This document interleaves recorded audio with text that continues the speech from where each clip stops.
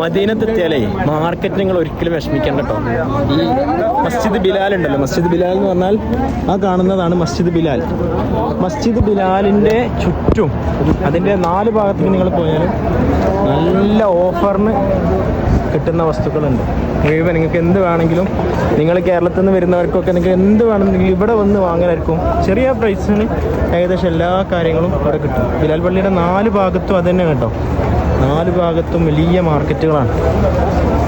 ഇതൊരു ചെറുതാണ്, ഞങ്ങൾ നേരത്തെ പോയൊരു മാർക്കറ്റാണ്, അതിനെക്കാട്ടിലും വലുതായിരുന്നു. ഇൻഷാ അല്ലാഹ് നമുക്ക് ഞാൻ ഇനി അവിടെ പോകുമ്പോൾ ഒന്നുകൂടെ കാണിക്കാം. ഈ ബിലാൽ പള്ളിയുടെ അടിഭാഗത്തും നല്ലൊരു മാർക്കറ്റ് ഉണ്ട്, അത് ഞാൻ വീഡിയോ ഇതിൽ ആഡ് ചെയ്യാം. അതിൻ്റെ ഭാഗത്ത് പിന്നെ നിങ്ങൾക്ക് ഗോൾഡ് ജ്വല്ലറി, എന്താ പറയുക, ഈ അങ്ങനത്തെ ഈ റോൾഡ് ഗോൾഡൊക്കെ ഉണ്ടല്ലോ, അങ്ങനത്തെ സാധനങ്ങളൊക്കെ നിങ്ങൾക്ക് ഒരുപാട് ആ ഭാഗങ്ങളിൽ കിട്ടും.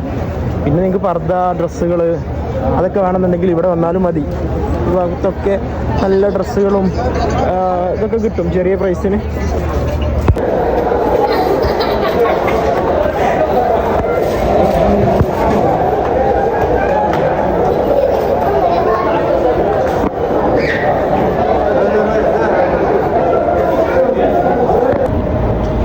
ഇതൊക്കെ സുറുമയാണ് കേട്ടോ, സുറുമ.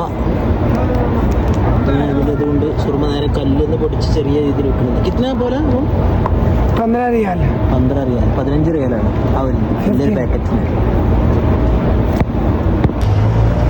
ഇവിടെയൊക്കെ നമ്മൾ പറഞ്ഞ മാർക്കറ്റാണ് കേട്ടോ.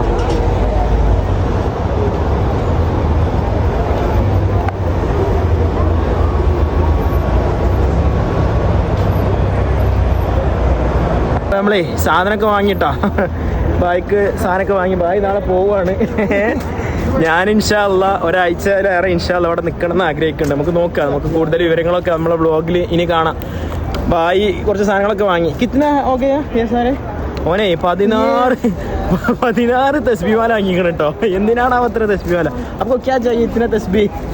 इतना तस्बीह है ना, फ्रेंड सब है, दोस्त है, बाकी सिस्टर सब है. അങ്ങനെ 16 തസ്ബീഹ് വാലയും പിന്നെ 10 ലിറ്റർ അല്ല 10 ക്യാന് സംസം വെള്ളം. 10 ക്യാൻ സംസം വെള്ളം എന്ന് പറഞ്ഞാൽ എത്രയായി? 50 ലിറ്റർ ആണ്. 50 ലിറ്റർ സംസവും പിന്നെ കുറെ കാരക്കൊക്കെ വാങ്ങിയാണ്. മാഷാ അല്ലാഹ്. ഏതായാലും അപ്പോൾ നമ്മൾ സാധനം അപ്പോൾ നിങ്ങൾ മാർക്കറ്റ് ഇതാണ് കേട്ടോ ഞാൻ പറഞ്ഞത്. ഇവിടെ നമുക്ക് മസ്ജിദ് കുബാ കാണാം. ഇതാണ് കുബാ പള്ളി.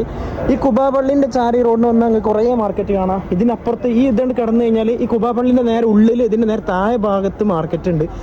ഈ റോഡ് നേരെ അങ്ങോട്ട് പിടിച്ചു കഴിഞ്ഞാൽ അവിടെയും നിങ്ങൾക്ക് ഒരുപാട് മാർക്കറ്റുകൾ കാണാം. ഇവിടെയൊക്കെ ഈ ഒരു റിനോവേഷൻ വരികയാണ് കേട്ടോ. പക്ഷേ അത് നമുക്ക് ആ ബ്ലോഗിൽ നമുക്ക് ഓരോ പള്ളിനെ കുറിച്ച് വരുന്നുണ്ട്. ജസ്റ്റ് ഒരു മാർക്കറ്റ് മാത്രമേ ഉദ്ദേശിച്ചിട്ടുള്ളൂ.